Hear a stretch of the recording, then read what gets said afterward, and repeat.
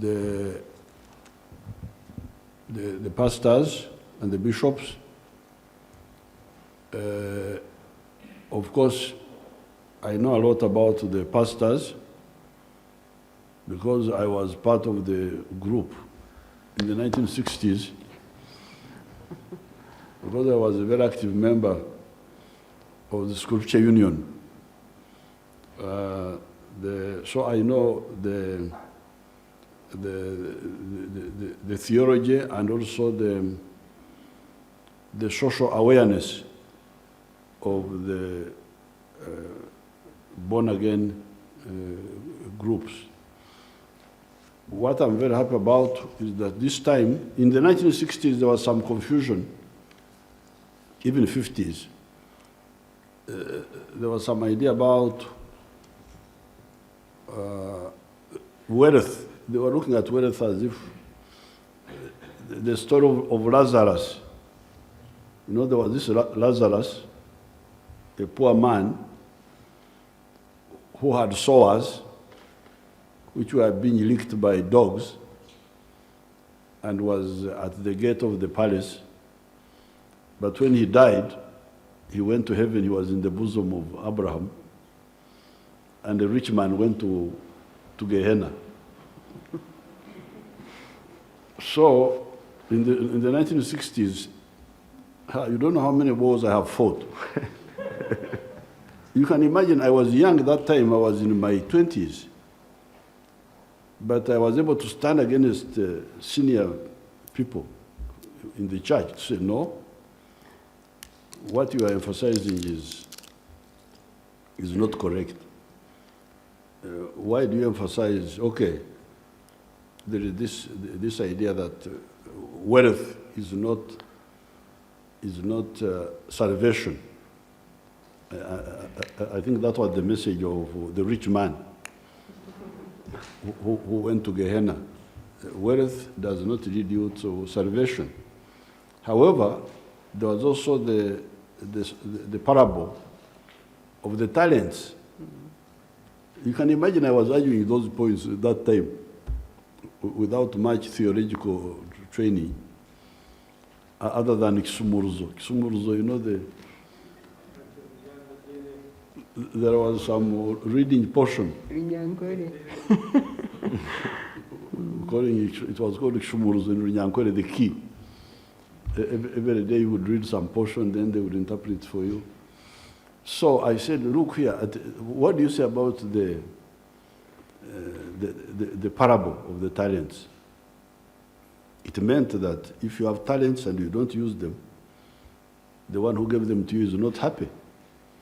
So while, yes, there is this thing about the rich man who went to Gehenna, but also use your talents. And then I would go back to book of Genesis, where the man was given two tasks: produce and fill the earth, but also establish dominion over nature. So this was now answered, because there's another portion which says, look at the birds of the air. They neither sow nor harvest, but God feeds them. I said, but you are not birds of the air. You were created on Saturday. You are the last to be created, and you are created in the image of God. So really, I was able to spiritually not accept the idea that the Christians need to be poor. No, I did not accept that. Because it was there in the background. Mm-hmm. It was there in the background that wealth was like sin. I rejected it, and then so that's how I started that campaign in my area there regarding the freedom of worship. Of course, our stand was that I remember when your churches, some people were looking at your churches as bad groups, the ones who are telling lies. You claim to be performing miracles when you are telling lies. then I remember I told the people who were talking this, I said, but look here, Jesus, when they told him about pretenders, the one who was pretending to cast out demons, Jesus said, leave him. If he's not against us, he's for us. You see, you leave them. You leave them. If they are telling lies, they are lying to God. They are not lying to me. Why do I bother with them?